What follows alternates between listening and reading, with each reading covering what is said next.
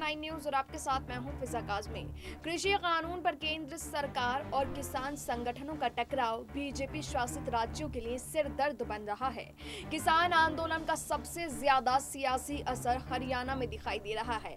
यही वजह है कि हरियाणा की मनोहर लाल खट्टर की अगुवाई वाली बीजेपी और जेजेपी गठबंधन सरकार पर दबाव लगातार बढ़ रहा है। एक तरफ किसान आंदोलित हैं तो दूसरी ओर कांग्रेस ने खट्टर सरकार के खिलाफ विधानसभा सत्र के पहले दिन ही अविश्वास प्रस्ताव लाने का फैसला किया है। इसे देखते हुए खट्टर सरकार कैसे कर पाती है ये देखना होगा। हरियाणा में 5 मार्च से शुरू होने वाले विधानसभा के बजट सत्र में कांग्रेस ने खट्टर सरकार को घेरने की रणनीति तैयार कर ली है।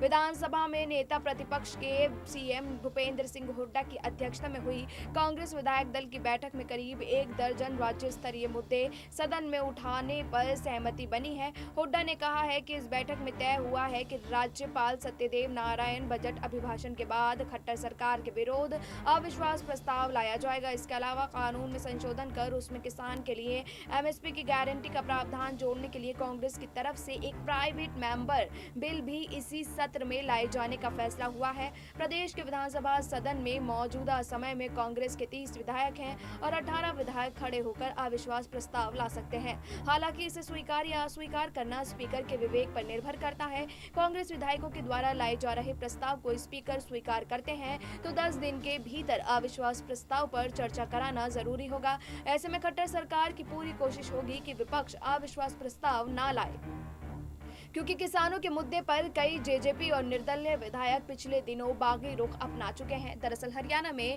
बीजेपी और जेजेपी गठबंधन की सरकार है। 2019 के विधानसभा चुनाव में बीजेपी के 40 विधायक जीत कर आए थे, जिसके बाद जेजेपी के 10 विधायकों ने समर्थन दिया था। इसके अलावा निर्दलीय विधायकों की संख्या 7 है, वहीं कांग्रेस के 31 विधायक हैं। इसके अलावा एक विधायक लोकहित पार्टी के गोपाल कांडा है। ऐसे में कुछ विधायक इधर से उधर हुए तो खट्टर सरकार के लिए परेशानी बढ़ सकती है। किसानों की बढ़ती नाराजगी के चलते जेजेपी के 10 विधायकों में से आधे विधायक शुरू से किसान आंदोलन के साथ खड़े हैं।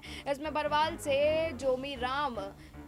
बरवाल से जोगीराम सिंहांग, शाहबाद से रामकरण काला, गुहला चीका से ईश्वर सिंह, नारनौद से राम कुमार गौतम और जुलाना से अमरजीत ढांडा किसानों के समर्थन में हैं। जेजेपी के वरिष्ठ नेता और विधायक राम कुमार गौतम ने नए कृषि कानूनों को रद्द करने को लेकर केंद्र से अनुरोध करने के लिए एक प्रस्ताव लाने के जरिए विधानसभा का विशेष सत्र बुलाने की मांग पहले ही करी थी। आपको बता देंगे हरियाणा विधानसभा में कुल 90 सीटें हैं, जिसमें से 2 सीटें खाली हैं। मौजूदा विधानसभा में सदस्यों की संख्या देखें तो 88 है, जिसमें 40 बीजेपी, 30 कांग्रेस, 7 निर्दलीय, 10 जेजेपी विधायक और 1 हरियाणा लोकहित पार्टी के विधायक गोपाल कांडा है। ऐसे में कांग्रेस अविश्वास प्रस्ताव लाती है तो खट्टर सरकार को 45 विधायकों का समर्थन जुटाना होगा। बीजेपी, जेजेपी और निर्दलीय विधायकों के समर्थन से बनी सरकार के पास 55 विधायकों का समर्थन हासिल था, लेकिन फिलहाल 8 विधायक सरकार से अपनी नाराजगी जता चुके हैं। हालांकि जेजेपी के 6 विधायक कृषि कानून के खिलाफ हैं और समर्थन दे रहे हैं, तो